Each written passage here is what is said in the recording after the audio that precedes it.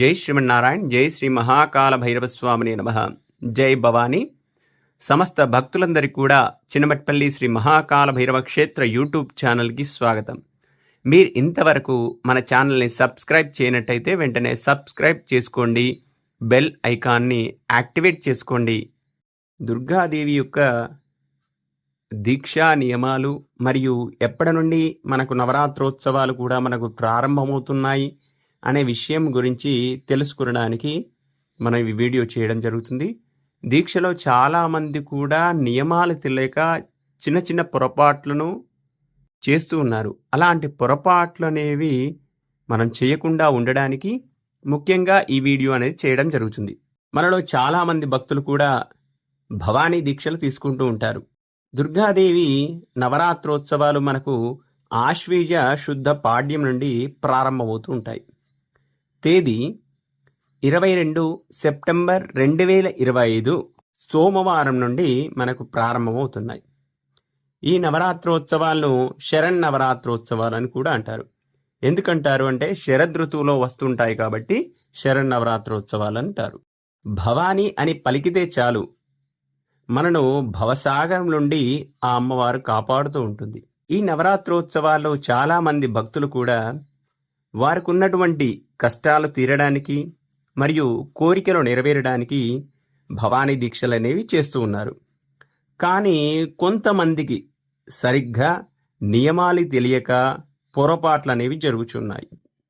దాని గురించి ముఖ్యమైన నియమాలు తెలియజేయడానికి నిర్ణయం అనేది తీసుకోవడం జరిగింది.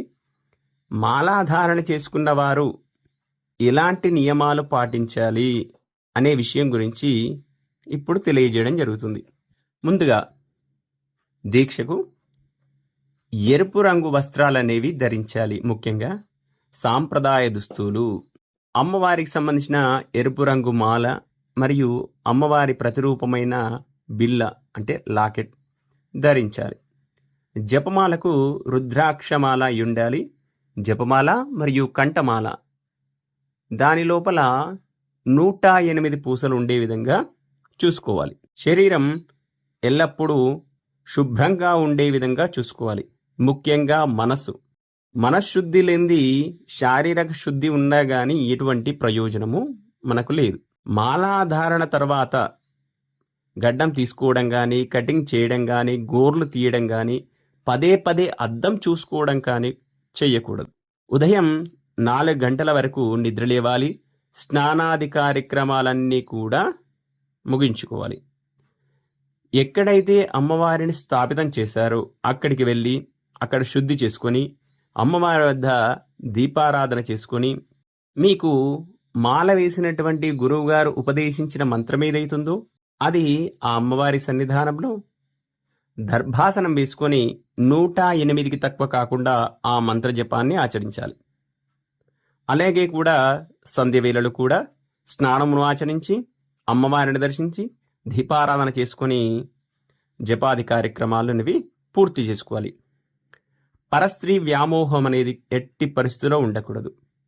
ప్రతి స్త్రీని మాతృహృదయంతో భావన చేసి చూడాలి. చిన్న పిల్లల పట్ల ప్రేమానురాగాలతో ఉండాలి.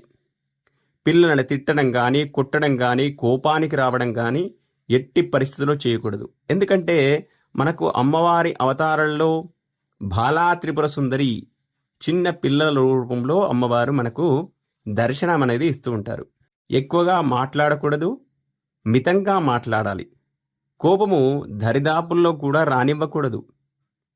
గట్టిగా అరవడము, ఇతరులపైకి ద్వేషం పెంచుకోవడము ఇలాంటి ఎట్టి పరిస్థితుల్లో కూడా చేయరాదు.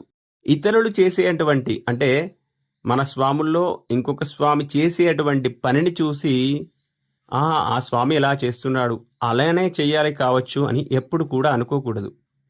మీకేమైనా సందేహాలు ఉన్నట్లయితే మీ గురుస్వామిని కానీ, మీకు మాలాధారణ చేసినటువంటి స్వామివారిని కానీ తప్పకుండా ఆ గురువుగారి దగ్గరికి వెళ్ళి మీకున్న సందేహం అనేది నివృత్తి చేసుకోవాలి.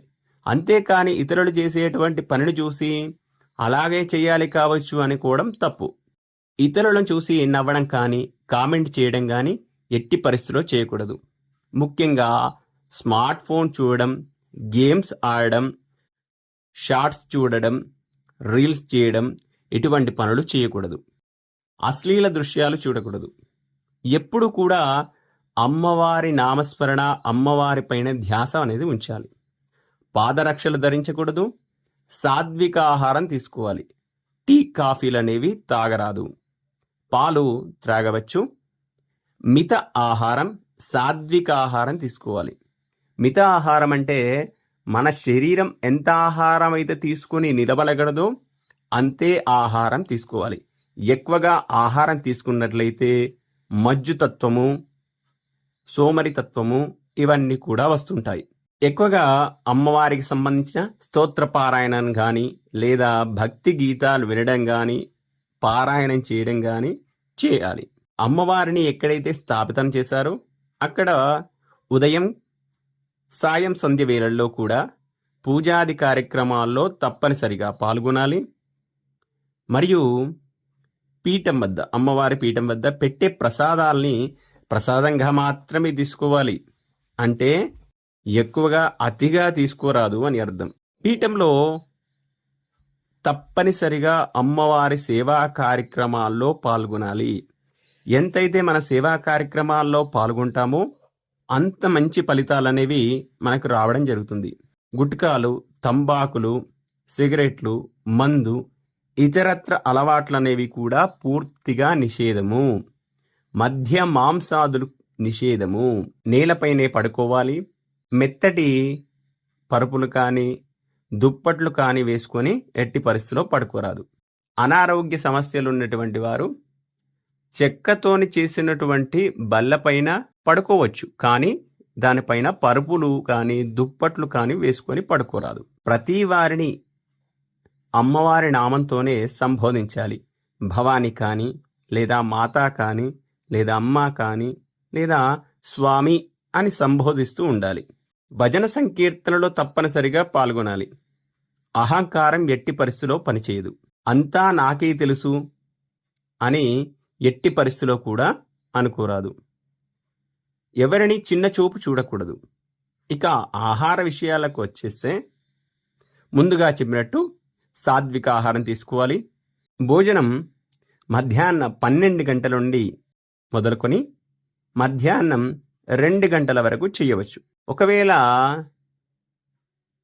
ఆ పీఠంలో ఏదైనా కార్యక్రమాలు జరుగుచూ కాస్త ఆలస్యమైనా కానీ దైవీక కార్యక్రమాల్లో ఉండి ఆలస్యమైతే తప్పులేదు.